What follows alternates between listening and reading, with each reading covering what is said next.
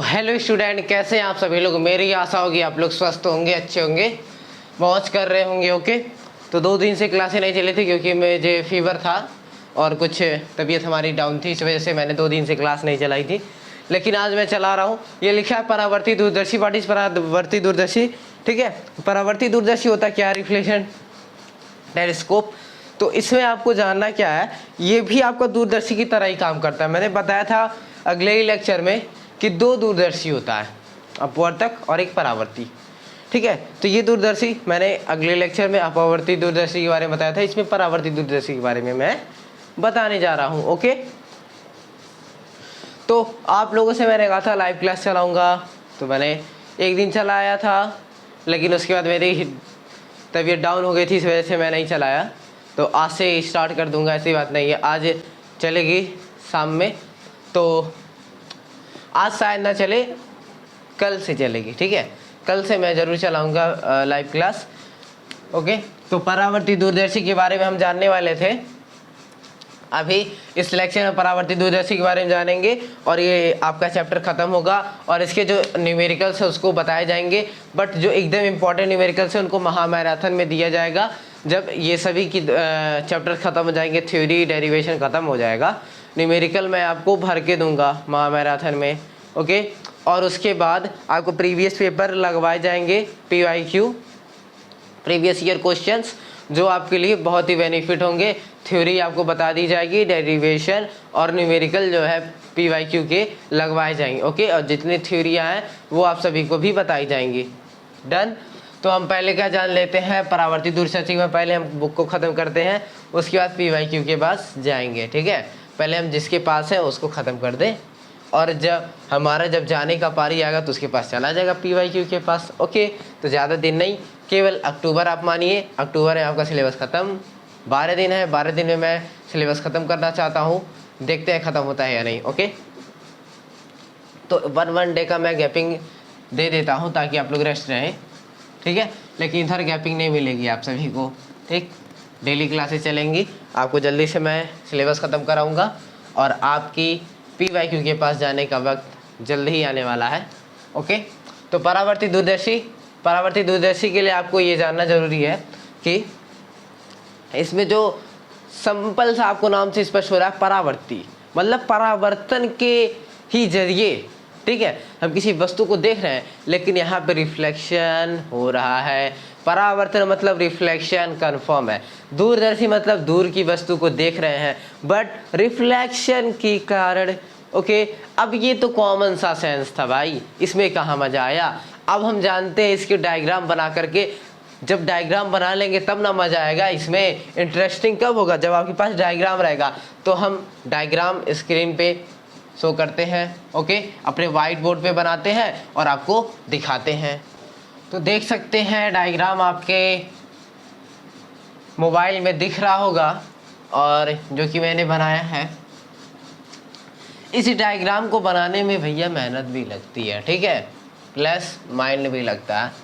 अब देखिए, और ये तो ऑब्वियसली बात है, मार्कर तो लगेगा ही लगेगा, मार्कर की स्याही। ओके, अब देखिए क्या, ये आपके पास एक मैंने लाइन खींचा, ठीक, यहाँ पे कोई वस्तु है, दूर स्थित है भैया, हमको मालूम ही नहीं कहाँ पर है वो वस्तु। ठीक है, हमको तो मालूम ही नहीं भैया कहाँ पर है वो वस्तु। तो वो क्या हो रहा है, वो रिफ्लेक्ट होके किसी अवतल दर्पण पर क्या हो रहा है, आ रहा है।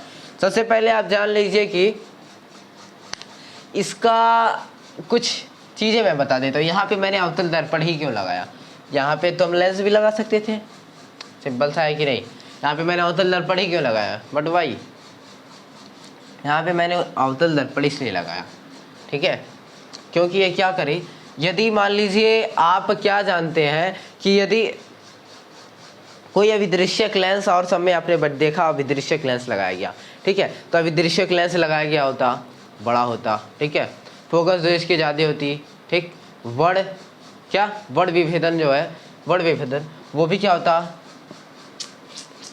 स्पष्ट क्लियर नहीं होता, फोकस दूरी ज़्यादा होने से, ठीक, स्पष्ट ये क्लियर होता ही नहीं। अभिदृश्यक लेंस इसीलिए यूज नहीं किया गया और महंगा भी पड़ता, ठीक, महंगा भी पड़ता, इसलिए अवतल दर्पण का यूज नहीं किया गया। ठीक है, इसके आंसर में आपको स्क्रीन पे दिख रहा होगा, आप उसको लिख सकते हैं नोट्स में कि अवतल दर्पण का यूज क्यों किया गया। ठीक है, ये M1 है, 45 डिग्री पर मैंने एक दूसरा दर्पण रखा है, इसको हम कहते हैं समतल दर्पण, जिसको हम M2 कहें हैं, ठीक है। यहाँ पे कोई वस्तु है, ठीक, उसका जो आपका प्रतिबिंब है अवतल दर्पण से रिफ्लेक्ट हुआ, गया समतल दर्पण के पास, कहा गया समतल दर्पण के पास, ठीक है। तो समतल दर्पण से क्या हुआ, रिफ्लेक्ट हुआ, यहाँ पर जाकर के बना कोई वस्तु, ठीक है, A डैश B डैश, ठीक है। जो नेत्रिका लेंस के लिए क्या करता है, मैं बता रहा हूँ प्रतिबिंब कैसे बनेगा, ये बता रहे हैं, आप ध्यान से सुनिएगा, ठीक है। फिर से बताते हैं कि कोई वस्तु है AB, ठीक, अवतल दर्पण पे इसका रिफ्लेक्शन हुआ, गया समतल दर्पण के पास, ठीक है। ये चीज़ें मैं आपको स्क्रीन पर भी दिखा दूंगा, बट मैं बता दे रहा हूँ प्रतिबिंब कैसे बना, और रचना के बारे में तो मैं भी बता ही दे रहा हूँ। पहले प्रतिबिंब का कैसे बनना हुआ ये जान लीजिए, ठीक है। पहले क्या हुआ, लेकिन आपको लिखना होगा, पहले प्रतिबिंब का बनना नहीं, पहले रचना लिखेंगे फिर प्रतिबिंब का बनना, लेकिन मैं बता दे रहा हूँ, ठीक है। देखिए, पहले एक वस्तु थी, वस्तु का क्या हुआ, यहाँ पे रिफ्लेक्शन हुआ एक अवतल दर्पण के पास, रिफ्लेक्शन होकर के समतल दर्पण के पास गया, ठीक, समतल दर्पण के पास गया तो ये क्या हुआ, रिफ्लेक्टिव हुआ, यहाँ से भी रिफ्लेक्शन हुआ उसका, ठीक है, परावर्तन हुआ, परावर्तन के बाद A डैश B डैश बना, ठीक है। अब हम नेत्रिका को इतना आगे या पीछे घसका करके, ठीक है, आगे या पीछे हम घसकाएंगे कि ये नेत्रिका के फोकस के अंदर आ जाए, जो A डैश B डैश था, ठीक है। ये नेत्रिका के लिए आभासी वस्तु का काम करेगा, क्या, आभासी वस्तु का काम करेगा, A डैश B डैश, किसके लिए, नेत्रिका के लिए। अब नेत्रिका को इतना आगे या पीछे घसकाएं, नेत्रिका को आगे या पीछे इतना घसकाएं कि वो नेत्रिका के फोकस के अंदर ये वस्तु आ जाए, ठीक है, बात क्लियर, ओके। तभी आपका क्या होगा, प्रतिबिंब स्पष्ट बनेगा, ओके, जो कि A triple dash B triple dash है, हाँ। और यदि जो ये रिफ्लेक्शन हो रहा है, यदि हम इसको डैश डैश डैश करके पीछे ले जाते हैं तो कहाँ पे पॉइंट करता है, B double dash, okay, B double dash पे, और देखिए A डबल डैश, ओके। ये चीज़ें आपको जाननी होगी, और यहाँ पे जो A डैश B डैश है वो A double dash B double dash के इक्वल होना चाहिए, ओके। आपको लग नहीं रहा होगा, लेकिन हम मानेंगे जरूर, ठीक है। अब मैं पहले बता देता हूँ रचना कैसे मैं किया। रचना पहले आप लिखेंगे, मैंने अभी तुरंत बताया, पहले आप रचना लिखेंगे, मैं आपको स्क्रीन पे दिखा रहा हूँ, उसको अपने नोट्स में राइट करिए, और प्रतिबिंब का जो बनना है वो रचना के बाद मैं शो कराऊंगा, ठीक है। देखिए कैसे रचना कैसे हुई, एक आपके पास अवतल लेंस है, एक आपका समतल लेंस है, ये M1 है, ये M2 है, ठीक है। ये 45 अंश के कोण पर झुका हुआ है कि नहीं, एकदम अच्छी बात, झुका हुआ है, ठीक है। और यहाँ पे कोई वस्तु, अनंत से कोई वस्तु आ रही है, सिंपल सी बात आ रही है, और यहाँ पे एक क्या, नेत्रिका रखी गई है, ठीक है। मतलब कि इसमें 2 दर्पण का यूज है और एक नेत्रिका लेंस पे, ठीक है, दैट्स ऑल। रचना आप लिख लीजिए अपने कॉपी नोट्स में, और यहाँ पर उसके बाद आपको प्रतिबिंब भी मैं बता देता हूँ। रचना लिखिए, स्क्रीनशॉट ले लीजिए, दैट्स ऑल। आपको दिख गया होगा रचना। अब प्रतिबिंब का बनना भी आपको दिख गया होगा, आप उसको भी नोट कर सकते हैं अपने नोट्स में। मैंने बता दिया प्रतिबिंब कैसे बनेगा, कोई वस्तु यहाँ से रिफ्लेक्ट होगी, इससे रिफ्लेक्ट होकर के यहाँ पे A डैश B डैश का काम करेगी, A डैश B डैश क्या होगा, नेत्रिका के लिए आभासी वस्तु का काम करेगा, और नेत्रिका को इतना आगे पीछे खिसकाएंगे कि वो क्या हो जाए, नेत्रिका के फोकस में आ जाए, ठीक है। और आपका प्रतिबिंब A triple dash B triple dash ही है, ठीक है, जिसको हम देख रहे हैं अपनी आंखों से यहाँ से, ठीक है। ओके, क्लियर, बात क्लियर हो गई होगी इतनी बार समझाने से, ठीक है। अब हम आवर्धन क्षमता के बारे में जानेंगे, ठीक। और यहाँ पे आवर्धन क्षमता हम राइट करते हैं,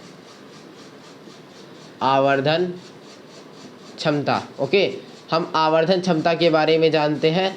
अब देखिए आपके पास m बराबर बीटा अपॉन अल्फा होता है, जो कि मैंने कईयों वर्ष पहले नहीं बताया था, मतलब कि 2-3 लेक्चर है उसे हो गया, मैं बीटा अपॉन अल्फा बताते ही आ रहा हूँ, ठीक है। इसको यदि आप मान लेते हैं 10 बीटा, ओके, इसको मैं मान लेता हूँ 10 बीटा, और यहाँ पे क्या मान लेता हूँ मैं 10 alpha. Suppose that beta equal 10 beta and alpha equal 10 alpha, ठीक है, ओके। अब देखिए 10 थीटा पर आपने फॉर्मूला पढ़ा था कि लंब बटा आधार होता है, जो कि आपने पढ़ा है, सिंपल सा बात है।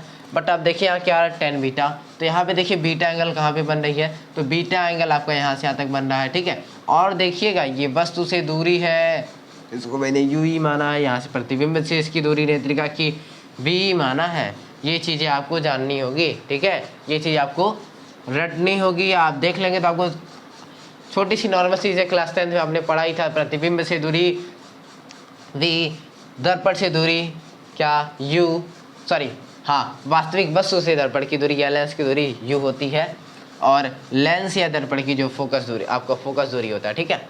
अब देखिए tan बीटा मतलब ये पूरा त्रिभुज बन रहा है कि नहीं, इस पूरे त्रिभुज में क्या tan बीटा बतानी है, मतलब क्या लंब बटा क्या होता है आधार। तो लंब इसमें क्या है, ए ट्रिपल डैश और बी ट्रिपल डैश, ठीक है, ये आपके पास लंब है। आधार क्या है यहाँ पे, ओ ए डैश, अपॉन में क्या है, ओ ए ट्रिपल डैश, और बटे लगाया मैंने, tan अल्फा की बात की, किसकी बात किया मैंने, tan अल्फा की बात किया। तो यहाँ पे देखिए यार tan अल्फा यहाँ पे बन रहा है कि नहीं, ऐसे करके ऐसे बन रहा है ना एकदम।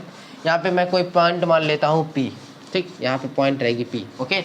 अब देखिए यहाँ पे भी ये क्या बन रहा है आपके पास, एंगले बन रही है, देखिए यहाँ से ऐसे ऐसे ऐसे, ठीक। अब यहाँ क्या लिख सकते हैं हम, A double dash B double dash और अपॉन में P A dash, P A double dash, okay, P A double dash.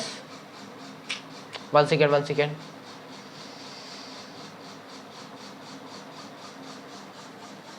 हाँ ठीक, क्लियर, सही है, ओके। ये चीज़ें आपको क्लियर हुई, एकदम बढ़िया से क्लियर हो गई होगी, ठीक है, ओके। अब हम क्या करते हैं, ये आपका अपॉन में है ना, इसको मल्टीप्लाई में कन्वर्ट करते हैं। ये वाला तो वैसे ही रह जाएगा, A triple dash B triple dash upon में O A triple dash multiply P A, ये ऊपर चल जाएगा ना, क्योंकि ये पलट जाता है जब बटे में, तो मल्टीप्लाई में चेंज करें तो क्या होता है, ये उल्टा हो जाता है, जो कि आप अच्छे से तरीके से जानते हैं। ये क्लियर हुई बात आपके पास, ठीक है। अब हम क्या देखते हैं, अब मैं 2 ट्रायंगल लेता हूँ, क्या लेता हूँ हम, 2 ट्रायंगल अब लेते हैं, ओके। क्या लेते हैं, 2 ट्रायंगल लेते हैं, O A triple dash B triple dash, फिर O A dash B dash, ये 2 चीज़ें हम लेते हैं, ठीक है, ओके। तो यहाँ पे हम लेते हैं त्रिभुज O A triple dash B triple dash व triangle O A dash B dash, ये चीज़ें आपके पास हैं, ठीक है, ओके। अब देखिए क्या, यहाँ पर हम लेते हैं A triple dash B triple dash, क्या, A triple dash B triple dash, और अपॉन में हम क्या लेते हैं, लंब है तो लंबी लेंगे, A dash B dash, equal में हम क्या लेते हैं, O A triple dash, O A triple dash, upon में हम क्या लेंगे तब, O A double dash, O A double dash. ये चीज़ें आपको क्लियर हुई बात, ठीक, क्लियर हो गया होगा। और यहाँ पे आप देखेंगे क्या कि ए, मैंने अभी तुरंत बताया है कि ए डैश बी डैश किसके इक्वल होगा, A double dash B double dash के, ठीक है। ए डैश बी डैश किसके इक्वल होगा, A double dash B double dash के। ये चीज़ें आपको क्लियर है। तब यही चीज़ हम क्या रखेंगे, यहाँ पे रख देते हैं, यहाँ हो जाएगा आपके पास A triple dash B triple dash, upon में आपके पास आ जाएगा A double dash B double dash, और इक्वल में क्या है, ओ ए ट्रिपल डैश, और अपॉन में ओ ए डबल डैश, ठीक है, ओके। अब इसी फर्स्ट इक्वेशन में मैं इसको क्या कर देता हूँ, रख देता हूँ, ओके। यहाँ लिखेंगे समीकरण 1 से आपके पास क्या हो जाएगा, यहाँ पर आप देखिए ये चीज़ सेम मिल रहा है, सिंपल सी बात, सॉरी, ये और ये सेम मिल रहा है ना, ठीक है। तो यहाँ पे क्या आएगा, A triple dash B triple dash और A double dash B double dash की जगह हम क्या लिख सकते हैं, इसको लिख सकते हैं एग्जैक्टली हम लिख सकते हैं। तो ओ ए ट्रिपल डैश अपॉन में ओ ए डैश और multiply P A double dash और अपॉन में क्या रहेगा, ओ ए ट्रिपल डैश, ठीक। अब आपको कॉमन सा चीज़ दिख रहा होगा, O A triple dash O A triple dash दोनों क्या हो रहा है, दिख रहा है आपको, अच्छे से दिख रहा होगा। कैंसिल कर दीजिए, तब कैंसिल हो गया, बचा क्या आपके पास, P A double dash upon में ओ ए डबल डैश, ये चीज़ आपके पास मिली। तो आप देखेंगे कि इसमें पी ए डबल डैश, ठीक है, पी ए डबल डैश किसके इक्वल है, यहाँ पे मिसप्रिंट हुई, यहाँ आप अपना देख सकते हैं, यहाँ पे ओ ए डैश रहेगा ओनली, ठीक है। तभी ये थोड़ी सी मिसप्रिंट थी, ओ ए यहाँ पे डैश ही रहेगा केवल, क्योंकि यहाँ पे जब हम ओ ए ट्रिपल डैश ले रहे हैं तो ओ ए डैश ही लेंगे ना, यहाँ पे डबल डैश नहीं लेंगे, ओके। यहाँ पे आपके पास जो आएगा, यहाँ पे केवल ओ ए डैश ही रहेगा, ओके। ये चीज़ें आपको क्लियर हो गई, ठीक।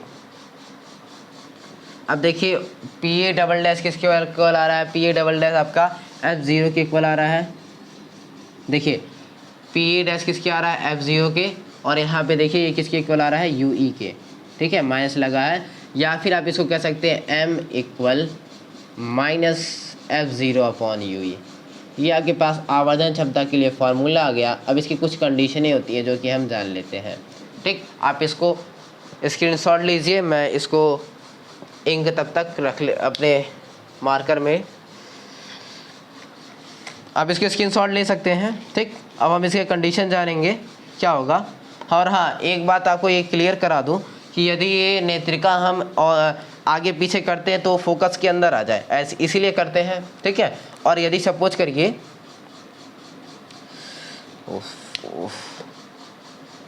और यदि सपोज करिए कि यदि हम उसको आगे पीछे करते हैं, क्या, यदि हम नेत्रिका को आगे पीछे कर रहे हैं तो उसको आगे पीछे करते समय यदि नेत्रिका की फोकस पर वो A डैश B डैश जो बन रहा है वो नेत्रिका की यदि फोकस में बन जाए, फोकस पर, ठीक है, तो वो क्या होगा, इनफाइनाइट, अनंत पर बनेगा, ठीक है, अनंत पर वो चीज़ें बनेंगी। ये चीज़ आपको कॉमन सा ये आपको पता लगा लेना है, ठीक है। हाँ, तो ये चीज़ आपको पता रहनी चाहिए कि यदि ये जो आपका नेत्रिका है, नेत्रिका की फोकस पर यदि A डैश B डैश बन रहा है तो वहाँ इनफाइनाइट पे वो कंडीशन क्या हो जाएगी, वो कंडीशन हो जाएगी आपका इनफाइनाइट पे प्रतिबिंब बनना स्टार्ट हो जाएगा, ठीक है। अब जानते हैं हम कंडीशन के बारे में जान लेते हैं। आप इसको स्क्रीनशॉट ले सकते हैं या फिर राइट कर लीजिए, इतने देर में तो नोट्स पे आप अपने राइट कर सकते हैं, उसका कोई है नहीं, ठीक। अब हम चलते हैं नेक्स्ट टॉपिक पे। नेक्स्ट टॉपिक कहाँ कह सकते हैं, इसी टॉपिक के अंदर ही है, ठीक है। जब अंतिम प्रतिबिंब अनंत पर बने, क्या हो, जब अंतिम प्रतिबिंब कहाँ बने, अनंत पर बने। इसको मैं इरेज कर देता हूँ, ये फॉर्मूला आपके पास यहाँ पे आया है, ठीक है, इसको मैं इरेज कर देता हूँ। जब प्रतिबिंब कहाँ बने, अनंत पर बने, ठीक है, इसको मैं यहाँ पे राइट करता हूँ, नहीं इरेज करेंगे हम। पहला कंडीशन मैंने क्या बताया, पहला कंडीशन में बताया क्या, जब प्रतिबिंब कहाँ बने, जब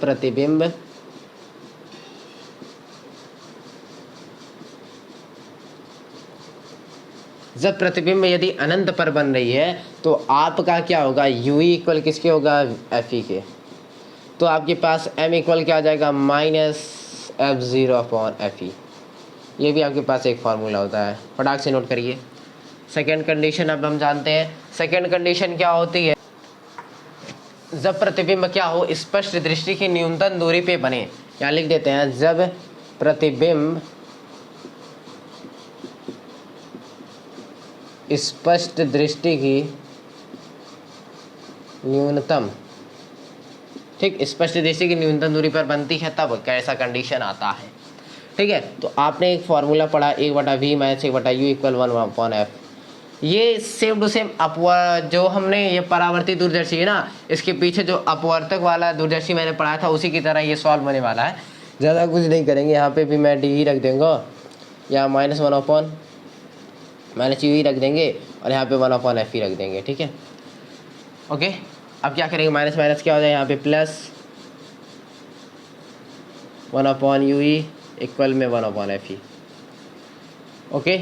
अब क्या होगा यहाँ पर, हम क्या करते हैं, ऊपर F0 से मल्टीप्लाई कर देते, ऊपर F0 से क्या कर देते हैं, मल्टीप्लाई कर देते हैं, ठीक है। तो ये माइनस से प्लस में चल जाएगा, उसके बाद हम F0 से मल्टीप्लाई कर देंगे।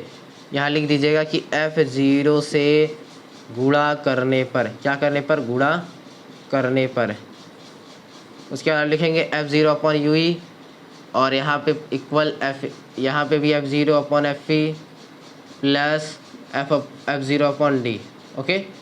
ये चीज़ें आपके पास आ गई, ठीक। अब आप एक चीज़ें देखेंगे, F0 अपॉन UE किसके इक्वल है, यहाँ पे देखिए F0 अपॉन UE किसके इक्वल दिख रहा है, आपका M के इक्वल। तो यहाँ हम क्या लिख सकते हैं, M, और यहाँ पर लिख सकते हैं हम क्या, यहाँ पर हम क्या लिख सकते हैं, M इक्वल, माइनस लगा दीजिए और यहाँ हो जाएगा F0 अपॉन FE। यदि नहीं दिख रहा होगा तो मैं फिर से यहाँ ऊपर भी लिख देता हूँ। देखिए यही चीज़ें हम ऊपर लिख रहे हैं, यहाँ पे शायद ना दिख रहा हो, तो m इक्वल क्या है, क्या मैंने यहाँ पे लिखा है, यहाँ से मैं m इक्वल क्या हो गया, मैंने क्या लिखा है F0 अपॉन में FE प्लस F0 अपॉन में D, यही चीज़ें मैं यहाँ रखा हूँ, ठीक है, यहाँ लिखा हूँ वही चीज़ है। तो यहाँ पे m इक्वल क्या आ जाएगा माइनस, तो ये बाहर ही रहेगा, ठीक है। और यहाँ से F0 अपॉन यदि आप FE कॉमन ले लेते हैं, सॉरी F0 अपॉन FE यदि आप कॉमन ले लेते हो तो यहाँ पे 1 बचता है और प्लस यहाँ पे बचता है FE अपॉन में D, ये चीज़ आपके पास बचती है, ठीक है। ये एक फार्मूला प्रूफ हो गया, मतलब आपके पास कितने फार्मूले आ गए, 2 फार्मूले प्रूफ हो गए। बस इस लेक्चर में यही था, और अगला लेक्चर आपको तरंग प्रकाशिकी का मिलेगा, नया चैप्टर होगा, आप उसको अच्छे से पढ़ेंगे, ठीक है। तरंग प्रकाशिकी में हाइगेंस की तरंग सिद्धांत वेरी इंपॉर्टेंट के रूप में लीजिएगा आप लोग, क्योंकि वो बहुत ही इंपॉर्टेंट चैप्टर के रूप में आता है, ठीक है। और उसमें से भी क्वेश्चन है 10 नंबर की, मतलब 5 6 7 8 नंबर की क्वेश्चन है, तो आराम से इंपॉर्टेंट है तरंग प्रकाशिकी में। और ये प्रकाश का चैप्टर तो आप जानते हैं कितना इंपॉर्टेंट था, वेरी वेरी इंपॉर्टेंट। मान सपोज कर लीजिए कि यहाँ से 18 नंबर के क्वेश्चन ऐसे आ जाते हैं, ठीक है। तो प्रकाश के टोटली जितने चैप्टर है, मतलब पूरा फिजिक्स सेकंड मानिए 35 नंबर का, चाहे जहाँ से आ जाए हम कर ले जाएंगे, इतना विश्वास अपने ऊपर आप रखेंगे, ठीक है। ये आपके पास क्लियर हो गया। अब अगले लेक्चर में मिलते हैं। जय हिंद जय Bharat, thank you for watching. अगला चैप्टर आपको तरंग प्रकाशिकी का मिलेगा। आप स्वस्थ रहिए, हम भी स्वस्थ रहें, एक नई उम्मीद के साथ हम अगली क्लास के लिए तैयार रहें। Thank you for watching.